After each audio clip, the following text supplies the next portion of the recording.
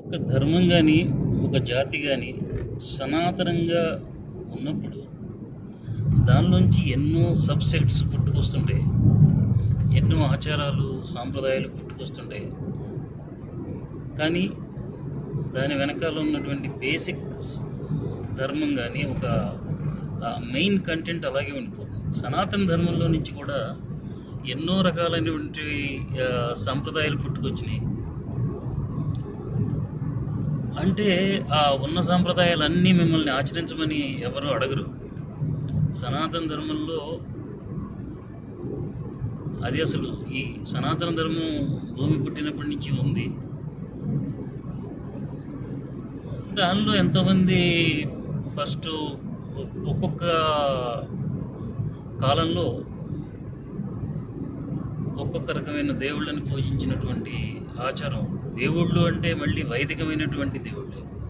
మనకి వేదాల్లో చెప్పినటువంటి ఏ దేవుణ్ణైనా మనం పూజించవచ్చు.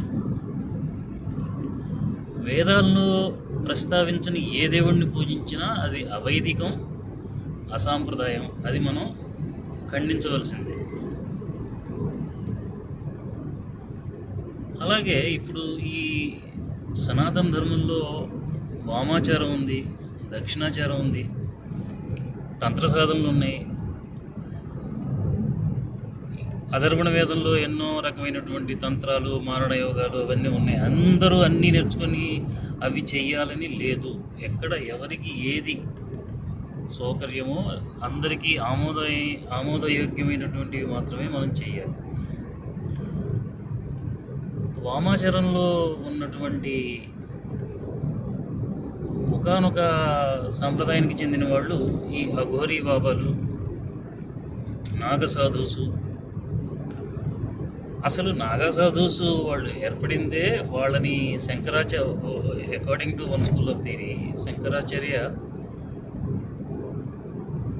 టైంలో వాళ్ళని ఆయన అలా హిందూ ధర్మాన్ని కాపాడటం కోసం కొంతమందిని ఏర్పరచడం జరిగింది.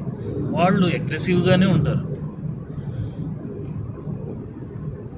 వాళ్ళ దగ్గర రకరకాల మారణాయుధాలు ఉండే. అంటే వాళ్ళు హిందూ ధర్మానికి ఎప్పుడు ఆపద జరిగినా ముందు ఫ్రంట్ లైన్లో ఉండి పోరాడేది నాగా సాధుస్. వాళ్ళ నేచరే అగ్రెషన్. ఆ అగ్రెసివ్గా ఉండాలనుకున్నవాడు, అది ఆ మార్గం పట్టినవాడు వాడు అలాగే ఉంటాడు. అలాగే ఆ ఘోరీ బాబాలు కూడా. ఇది ఎందుకు చెప్తున్నానంటే, గత కొద్ది కాలంగా సోషల్ మీడియాలో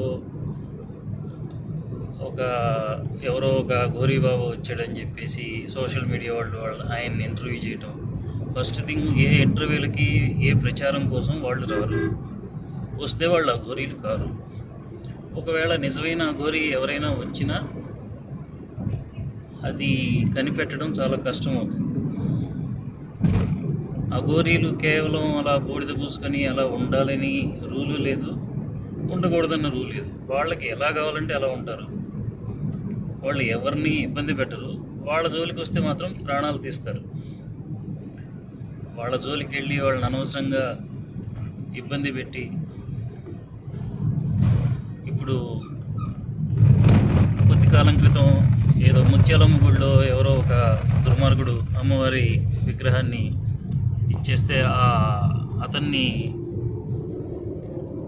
కొంతమంది ఒక సాంప్రదాయానికి చెందిన వాళ్ళు చంపేయడం జరిగింది. సరే, ఆ తర్వాత ఈయన ఒక ఘోరీ బాబా అనాలో ఏమనాలో, ఆవిడ స్త్రీ కాదు పురుషుడు కాదు, ఫస్ట్ స్త్రీ అని ప్రచారం చేశారు. తర్వాత ఇప్పుడు ఆవిడ స్త్రీనా పురుషుడా అని వీళ్ళకి డౌటు.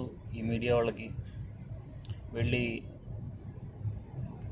వాళ్ళు లైమ్ లైట్లో ఉండటం కోసం అనవసరపు విషయాలన్నీ ప్రచారం చేసేసి ఆవిడని ఇంటర్వ్యూ చేసి ఆవిడ చేత అనవసరపు సమాధానాలన్నీ చెప్పించి ఆ వివాదాలు సృష్టించి, మీరు ఆడ మగ కాని వాళ్ళ, ఇవన్నీ అనవసరపు విషయాలు. ఆవిడ ఇంటర్వ్యూని బట్టి చూడకపోతే ట్రాన్స్జెండర్ లాగా ఉంది.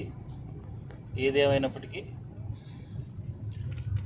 అఘోరీలు వాళ్ళు ఉండాల్సిన విధంగా వాళ్ళు ఉంటారు.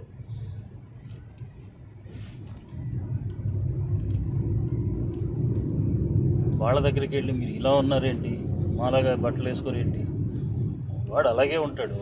వాడి సిద్ధాంతం, వాడి మార్గం అది. మీరు టీవీ స్టూడియోలో కూర్చొని మైక్ ఎందుకు పట్టుకున్నారు, గొట్టం ఎందుకు పట్టుకోలేదు, లేకపోతే పుల్ల ఎందుకు పట్టుకోలేదు అంటే అది మీకున్న సౌకర్యాలు, మీకున్న మార్గాలు వేరు, వాళ్ళ మార్గాలు వేరు, వాళ్ళ సిద్ధాంతాలు వేరు. వాళ్ళు ఎవరిని బలవంతం చేయరు దానిలోకి రమ్మని.